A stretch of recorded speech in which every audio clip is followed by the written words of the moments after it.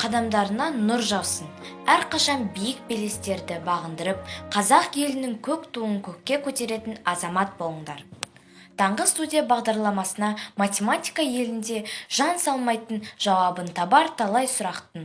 Сыныбымыздың белсенділері мектепшіліктен бастап республикалық деңгейге дейін өткізілген білген пән олимпиадасынан 2019-2020 оқу жылының бірінші-екінші дәрежелі диплом иегерлері Нұрсұлтан Әліби халықаралық академия ұйымдастырылған 2020-2021 оқу жылында математика пән олимпиадасынан бірінші-екінші дәрежелі орын алған Мұхаммад Еңлік, Мансұр Әліби, Нұрсұлтан, Жанбатыр, Санжар, Расул, Жібек, Айдос. Сонымен қатар облыстық Ақбота пән олимпиадасының екінші дәрежелі диплом иегерлері болған Расул мен Әлібиді Клевер пән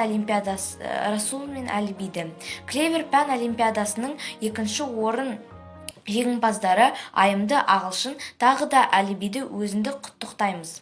Міне біздің сыныптың оқушылары осындай білім жетістіктерін көрсетіп, ата-анасын ұстазымызды қуанышқа бөлуде.